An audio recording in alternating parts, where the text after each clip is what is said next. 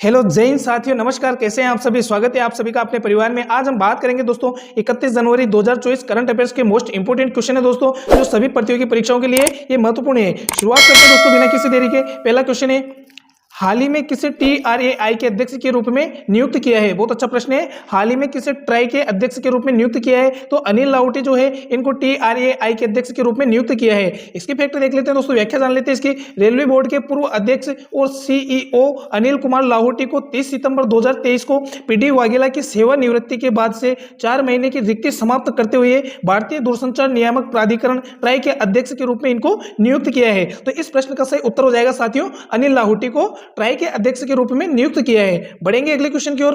अगला क्वेश्चन है दोस्तों, किस राज्य ने लघु वन उपज के लिए लाभा और MSP योजना शुरू की है? तो दोस्तों इस प्रश्न का सही उत्तर हो जाएगा, ओडिशा राज्य ने अभी हाल ही में लाभा और MSP योजना शुरू किया है। अगला क्वेश्चन है दोस्तों, हाल ही में किस कंपनी को ऑनलाइन पेमेंट एग्रीगेटर के लिए RBI से मंजूरी मिली है? तो दोस्तों जो जोमेटो है, जोमेटो को ऑनलाइन पेमेंट एग्रीगेटर के लिए RBI से मंजूरी मिली है। जोमेटो फूड डिलीवरी करता है, ठीक है। तो इस प्रश्न का सही उत्तर हो जाएगा दोस्तों जोमेटो। अगला क्वेश्चन है, हाल ही में चौथे रूसोमा ऑरेंज फेस्टिवल का आयोजन कहाँ किया गया है? हाल ही में चौथे रूसोमा ऑरेंज फेस्टिवल का आयोजन कहाँ किया गया है? तो दोस्तों नागालैंड के अंदर जो है रूसोमो ऑरेंज फेस्टिवल का आयोजन किया गया है। तो इस प्रश्न का सही उत्तर हो जाएगा नागालैंड। अगले क्वेश्चन की ओर चलेंगे दोस्तों। अगला क्वेश्चन है, वैश्विक बैंक के प्रमुख बनने वाले पहले एशियाई जिनका 76 वर्ष की आयु में निधन हो गया है, ठीक है। वैश्विक बैंक के प्रमुख बनने वाले पहले एशियाई जिनका 76 वर्ष की आयु में निधन हुआ है। तो इस प्रश्न का सही उत्तर हो जाएगा दोस्तों राणा तलवार जो है, इनकी 76 वर्ष की आयु में निधन हो चुका है और ये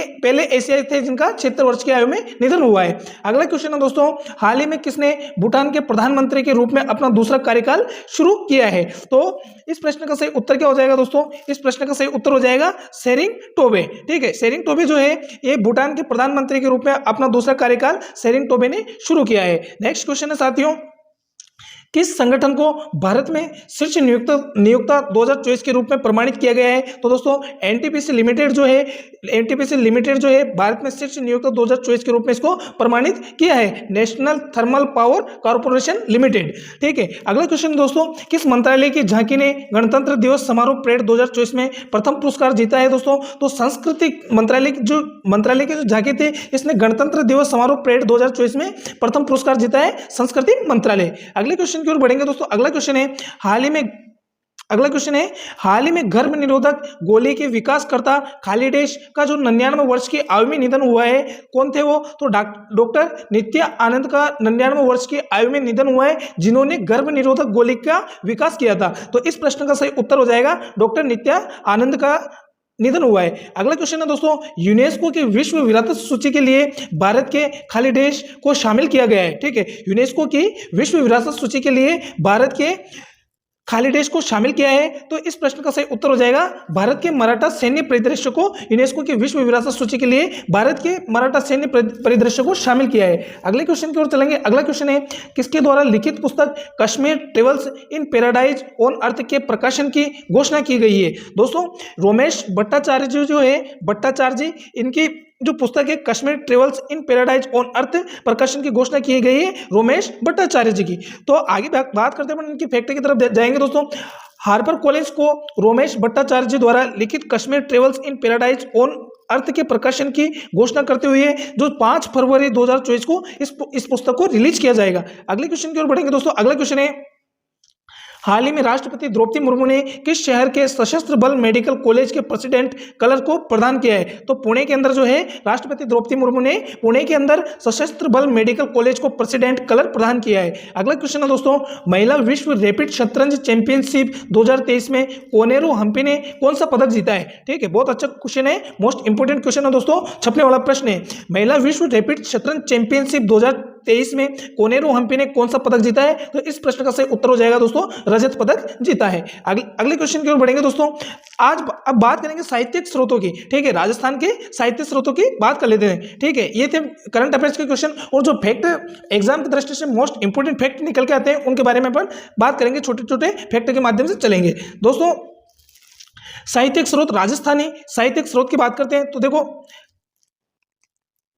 हाँ, पृथ्वीराज रासो की बात करते हैं तो पृथ्वीराज रासो के साहित्यकार कौन थे? तो डॉक्टर मतलब चंद्र बरदाई जो है पृथ्वीराज रासो के साहित्यकार है। बिसलदेव रासो की बात करेंगे दोस्तों तो बिसलदेव रासो नरपतिनाल साहित्यकार है इनके। और हमीर रासो की बात करेंगे तो जोधराज के द्वारा हमीर रासो लिखा गया। हमीर रासो शारंगधर के द्वारा भी लिखा गया है और संगत रासो गिरधर आशय के द्वारा लिखा गया है। बेलिक कृष्ण रुक्मणी ख्यात, ठीक है, बेलिक कृष्ण रुक्मणी ख्यात की बात करते हैं दोस्तों तो ये पृथ्वीराज राठौड़ के द्वारा लिखी गई थी। अचलदास खींचरी वचनिका की बात करेंगे दोस्तों तो अचलदास खींचरी वचनिका ये शिवदास गार्डन के द्वारा लिखी गई थी। कानड़देव प्रबंध ये पद्मनाभ के द्वारा लिखी गई थी। आगे चलेंगे दोस्तों। हाँ, पाथल और पीतल की बात करते हैं दोस्तों तो पाथल और पीतल कन्हैयालाल सेठिया के द्वारा लिखी गई। धरती दोरारी भी कन्हैयालाल सेठिया के द्वारा लिखे गए, ये इनके साहित्यकार है। लील टांस भी कन्हैयालाल सेठिया की है। रूटी रानी चेतावनी राज चुंगटिया केसरी सिंह बारहट के द्वारा लिखा गया है। राजस्थानी कहावता ये मुरलीधर व्यास के द्वारा लिखी गई है। राजस्थानी शब्दकोश की बात करते हैं दोस्तों सीताराम लालस के द्वारा लिखा गया है। नैणसी ख्यात ये मोहनोद नैणसी के द्वारा लिखी गई है। और मारवाड़ी प्रगनारी विगत ये मोहनोद नैणसी के द्वारा लिखी गई है। तो नैणसी ख्यात और मारवाड़ी प्रगनारी विगत ये दोनों मोहनोद नैणसी की है। अगले क्वेश्चन को चलेंगे दोस्तों। अगले क्वेश्चन है मामा भांजा से विशेष संबंधी, ठीक है। मामा भांजा से जितने भी क्वेश्चन बनते हैं वो एक दृष्टि से मैं लेके आया हूं, जो फैक्ट निकल के आते हैं उनके माध्यम से अपन इनको पढ़ेंगे।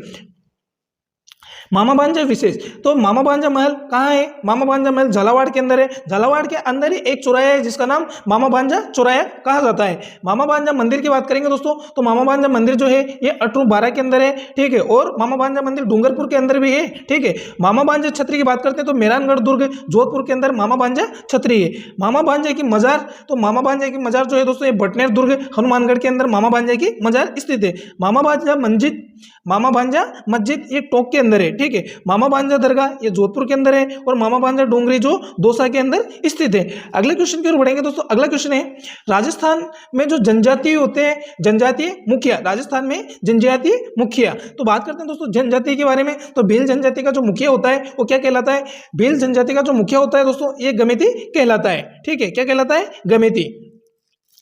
मीणा जनजाति का मुखिया दोस्तों पटेल कहलाता है। ग्रासिया जनजाति का जो मुखिया होता है ये सैलोद कहलाता है। सहरिया जनजाति के मुखिया की बात करते हैं दोस्तों तो ये कोतवाल कहा जाता है। और डामोर जनजाति के जो मुखिया होता है वो मुखी कहा जाता है, ठीक है। और कथोड़ी जनजाति की बात करते हैं दोस्तों तो कथोड़ी जनजाति का जो मुखिया होता है वो नायक होता है। और कंजर जनजाति के अंदर भी मुखिया जो होता है वो पटेल होता है। ये थे दोस्तों मोस्ट इंपोर्टेंट क्वेश्चन जो मैं आपके लिए लेके आया था। और राजस्थान में जितने भी छोटे छोटे मोस्ट इंपोर्टेंट क्वेश्चन बनेंगे उनको अपन छोटे छोटे फैक्ट के माध्यम से याद करेंगे, ठीक है दोस्तों। आज के लिए इतना ही।